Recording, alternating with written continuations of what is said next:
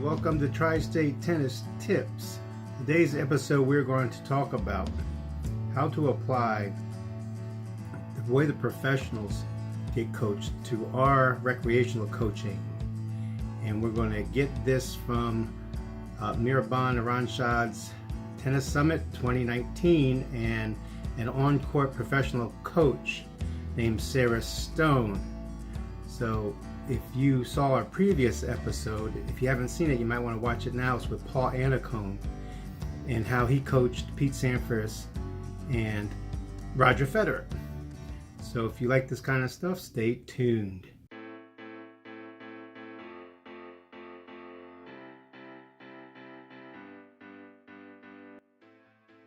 I'm going to show a clip from the Tennis Summit, and this would be a clip where he interviews Sara Stone and he's going to ask her some questions. So let's take a peek. Hey everyone, I'm Miraban Aranshad and we're here at Tennis Summit 2019 to talk about how we can apply on-court coaching principles from the pro level to our games with Sara Stone. I'm really excited and honored to have Sara on the summit this year. And she was also on the summit last year too, so it's always great to have wonderful coaches reappear on the summits. And Sara, to tell you a little bit about her resume, because it's a very extensive one, she is the CEO and founder of the Women's Tennis Coaching Association, which is a wonderful organization, which has been doing a lot for tennis, and especially for females who are in the game, but to everybody. Also, Sara has been coaching on the WTA Tour for over 10 years, so a ton of experience there. As a former professional player, Sara has a vast amount of experience at the very top of women's tennis. And Sara has coached numerous pro WTA players, including American Fed Cup player Alexa Glatch, Alexandra Krunic, and Samantha Stosur, who, as you probably know, has won several Grand Slams, and those were won while Sara was coaching her. Now, how this guy gets to interview Samantha Stosur's coach and Paul Annacone, who's like the top cat in tennis commentary and coaching on TV and in the professional world. Everybody knows Paul Annacone, so how he gets to interview these folks is beyond me. But this is why I believe that this is a very, very good course. And I look forward to doing this because in this way I'll get the most out of it, so I'm gonna review every aspect. So here's, you just heard her credentials, now here's her advice. What would you say is the true purpose of on-court coaching? It's interesting because I read a lot of things that are quite negative about on-court coaching, that the women need help, can't they figure it out themselves and things like that. It wasn't the players that asked for the on-court coaching. It was the WTA trying to implement a new initiative to make tennis more exciting and to make the viewers learn more about the game while they're watching. So I think for club players or people playing leagues, by having the access to what those coaches are saying during the match, it's a great learning tool for your club player to know that they're dealing with the same kinds of pressure and what could they do in their matches so that they can win more matches, basically. I was just watching some grass course tennis in Germany and in England. And I guess it was Rotterdam or some Stuttgart, but they had some on-court coaching and I actually watched it. Great coaching. But the players weren't doing better. In my opinion, what the criticism is about on-court coaching is valid. And she had mentioned it, and that is, why should players need to be coached in the middle of a match? If the coaching is, and shouldn't they be able to make their own decisions in the heat of the battle? I mean, that's important. You're not going to, if you're in any kind of battle, you're not going to like, hey, well, let's stop here and let me, to a certain extent, you need to manage your own, that's part of the battle, okay? Knowing how to cope with difficulties without outside help. In fact, in the regular game, the coaches are fine for that. If they get any kind of coaching while the player's playing, they get fined or they get warned. And I agree with that. With that said, that I agree with it, there are still some valid coaching tips that she gives. And so what mistakes have you seen certain coaches make during the on-court coaching sessions? Yeah, it's really interesting because it seems to be the same mistakes that they make in that 90 seconds that they make on the court when they're working with a player.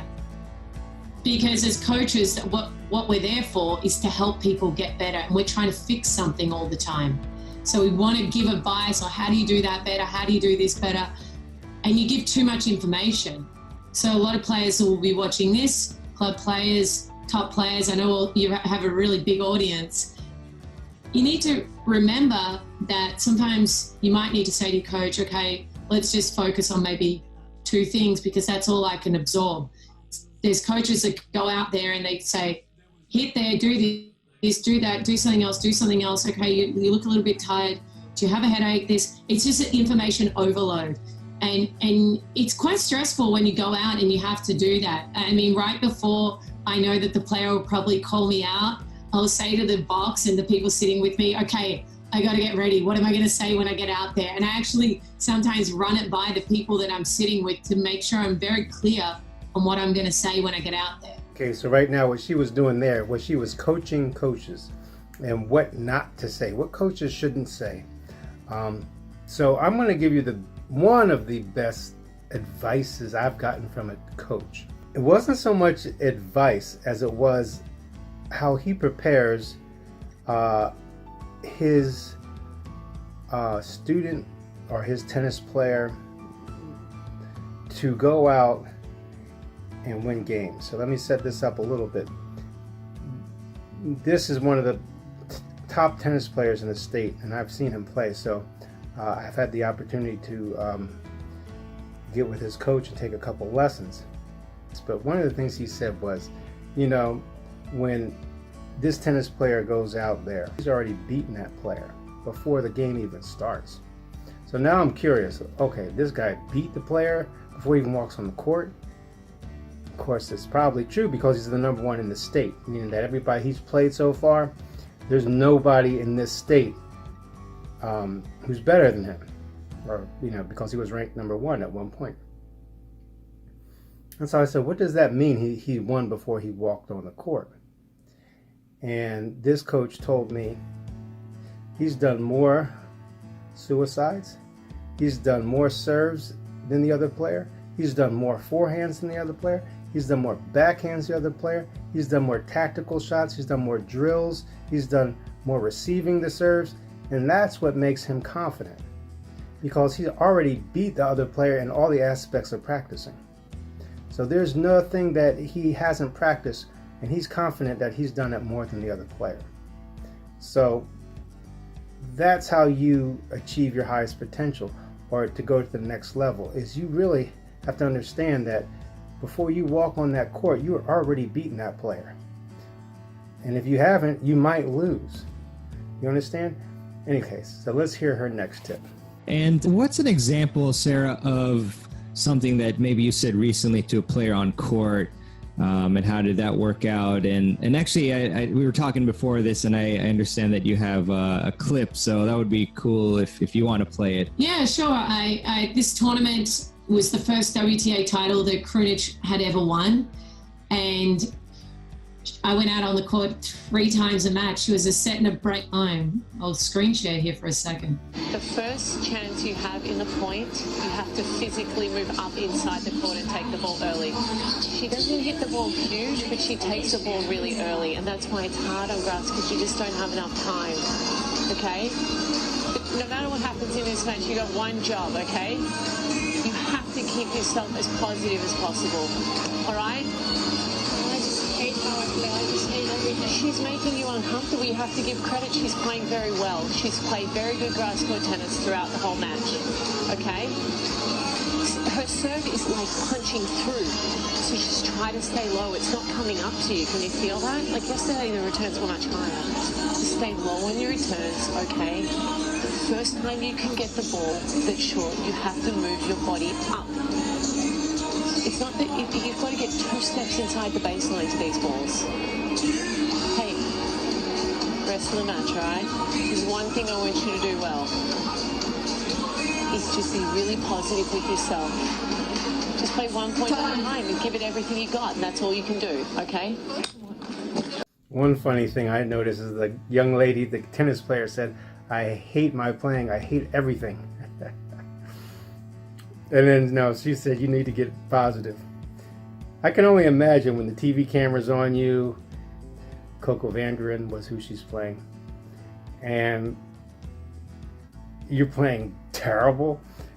You know, you could hate yourself and you could hate everything. And so I thought it was interesting how she tried to coach her back to it. Let's watch the next clip.